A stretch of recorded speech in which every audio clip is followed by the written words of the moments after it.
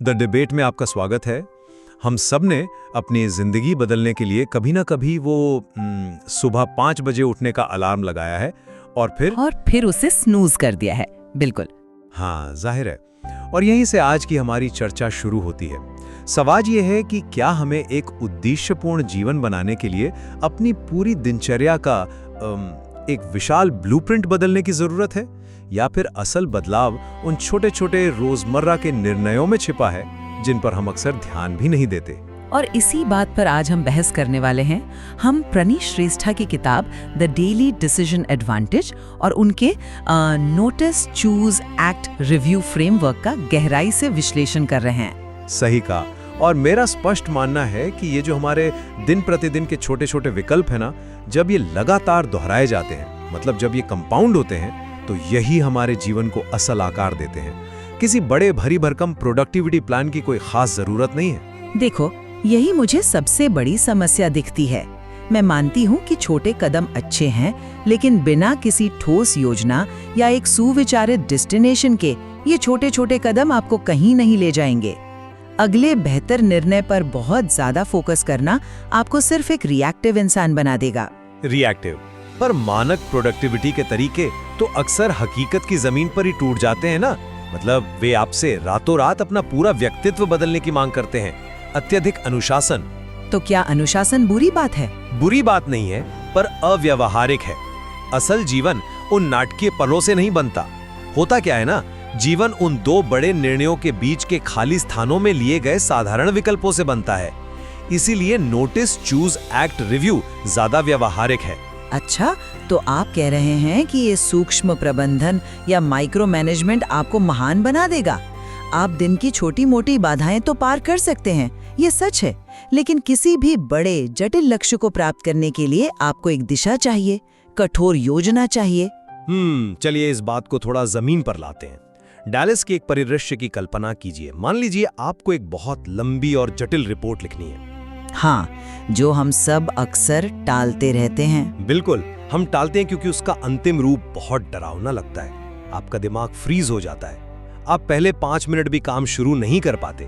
यहीं पर 10 minute trial यानी 10 मिनट के प्रयोग का ढांचा काम आता है। 10 मिनट ट्रायल मतलब सिर्फ 10 मिनट काम करना? हाँ, इसका लक्ष्य कोई परफेक्ट रिपोर्ट बनाना या पूरा काम खत्म करना नहीं है। इसका लक्ष्य है साक्ष्य बनाना, एविडेंस बनाना कि आप शुरुआत कर सकते हैं।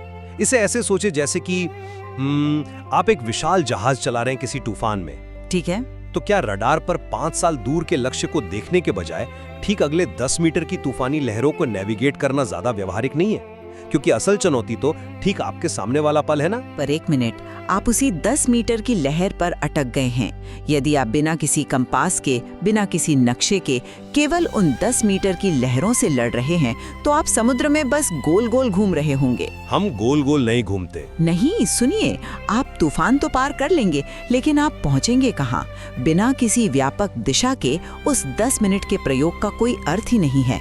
जब हम लहरों से पार पाते हैं तो हम दिशाहीन नहीं होते, बल्कि हम गति बनाते हैं, मोमेंटम बनाते हैं। जरा सोचिए, जब हम उन तात्कालिक लहरों को नहीं संभाल पाते तो क्या होता है।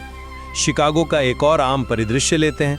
आप काम पर बैठे हैं और अचानक ढेरों ईमेल और नोटिफिकेशंस आ जाते हैं, जो कि आज के समय में बहुत आम है। हाँ, और कुछ ही घंटों में आपका अटेंशन बजट, मतलब दिन भर में ध्यान केंद्रित करने की जो सीमित ऊर्जा होती है, वो पूरी तरह खत्म हो जाती है। आप सोशल मीडिया में फंस जाते हैं। और ऐसा इसलिए होता है क्योंकि आपके पास अपने दिन की कोई कठोर रूपरेखा नहीं है, टाइम ब्लॉकिंग नहीं है। आप सिर्फ प्रतिक्रिया कर रहे हैं क्योंकि आपके पास उस समय को बचाने के लिए कोई मानक पद्धति है ही नहीं। समस्या ये है कि जब अचानक कोई बाधा आती है तो आपकी वो टाइम ब्लॉकिंग और मानक योजनाएं काम नहीं आती। अटलांटा का उदाहरण देखिए। सुबह के 7:15 हुए हैं। आप बस एक मैसेज चेक करने के लिए अपना फोन उठाते हैं। हाँ, और फिर अचानक 20 मिनट रील्स देखने में बर्बाद हो जाते हैं। बिल्कुल। और यहाँ कोई घर नहीं खरीदा जा रहा, कोई बड़ा करियर डिसीजन नहीं हो रहा, बस समय जा रहा है। यहाँ आपकी कोई भी विशाल योजना आपको नहीं बचाती। यहीं पर नोटिस चूज एक्ट एक सर्किट ब्रेकर की तरह काम करता है। सर्किट ब्रेकर मतलब वो चेन तोड़ना? हाँ, नोटिस करने का मतलब है अपने दिमाग को उस ऑटो पायलट मोड से बाहर निकालना। आप हकीकत को देखते हैं कि मैं अपना समय बर्बाद कर रहा हूं, फिर चूज एक बेहतर विकल्प चुनना और फिर एक्ट तुरंत फोन को नीचे रख देना, इससे पहले कि दिमाग कोई और बहाना बनाए। ठीक है, मनोवैज्ञानिक रूप से ऑटो पायलट को तोड़ना एक अच्छी अवधारणा है, मैं इसे मानती हूँ, लेकिन मुझे इस अनुक्रम के अंतिम चरण रिव्यू पर बात करनी है। समीक्षा करना? हाँ, बताइए। जब चीजें आपकी इस छोटी सी योजना के अनुसार नहीं होती हैं, तो क्या ये ढांचा लोगों को अपनी विफलताओं को उचित ठहराने का आसान बहाना नहीं दे देता? बहाना? कैसे? मतलब लोग कह सकते हैं, ओ मैंने 2 घंटे फोन देख लिया, अब मैं बस इसकी समीक्षा करूंगा और आगे बढ़ूंगा। ये तो आपकी जवाबदेही या अकाउंटेबिलिटी को ही खत्म कर देता है ना? बिल्कुल नहीं यार। रिव्यू का मतलब खुद पर दया खाना या बहाने बनाना नहीं है। ये बहुत ही विश्लेषणात्मक प्रक्रिया है। होता क्या है, जब आदतें काम नहीं करती तो लोग अपनी पहचान पर सवाल उठाने लगते हैं। मैं ही आलसी हूँ या मुझसे नहीं होगा, जो कि एक नेचुरल ह्यूमन रिएक्शन है। हाँ, पर यह ढांचा कहता है कि खुद को दोष मत दीजिए, अपनी पहचान पर हमला मत कीजिए। इसके बजाय अपने सिस्टम से 3 कड़े सवाल पूछिए। पहला, क्या वो विचार ही गलत था? दूसरा, क्या उसका डिजाइन बहुत ज्यादा महत्वाकांक्षी था? और तीसरा, क्या आपके आसपास के वातावरण ने सफलता को अनावश्यक रूप से कठिन बना दिया था?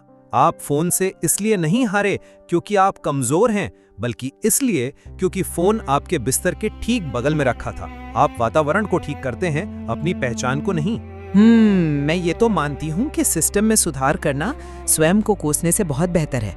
ये एक अच्छा टिप है, लेकिन मेरा मुख्य संशय, मेरी जो मेन प्रॉब्लम है, वो अभी भी वहीं की वहीं है। क्या सिर्फ वातावरण को ठीक करने और इन छोटी छोटी आदतों के कंपाउंडिंग से एक महान और उद्देश्यपूर्ण जीवन बन सकता है?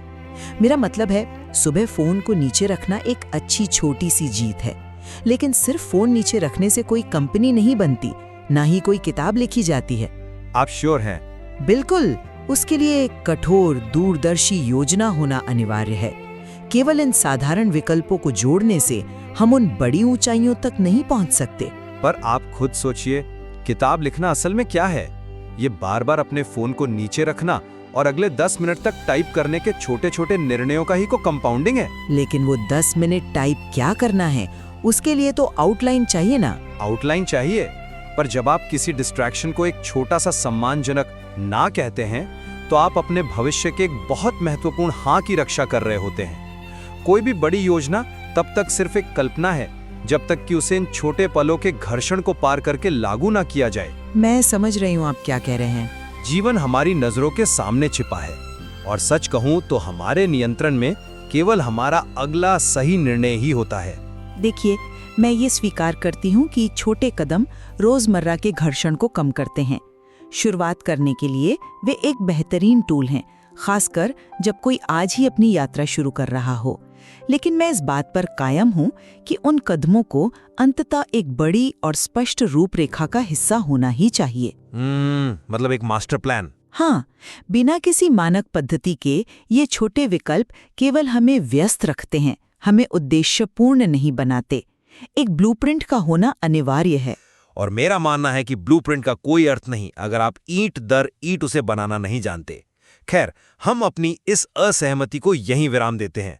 हम अपने श्रोताओं को प्रेरित करते हैं कि वे अपने स्वयं के निर्णयों के बीच के खाली स्थानों पर विचार करें। बिल्कुल, उन पलों पर ध्यान दें जब आप ऑटो पायलट पर होते हैं और चेतन रूप से चुनें कि आगे क्या करना है। इस स्रोत सामग्री में इन दैनिक रूपरेखाओं के बारे में समझने के लिए अभी और भी बहुत कुछ बाकी है। सही कहा। अगली बार जब आप अपने जीवन के निर्माण के बारे में सोचें, तो खुद से पूछें, क्या आप सिर्फ नक्शा देख रहे हैं या असल में अगली ईंट रख रहे हैं? सोचने के लिए बहुत कुछ है। सुनने के लिए धन्यवाद।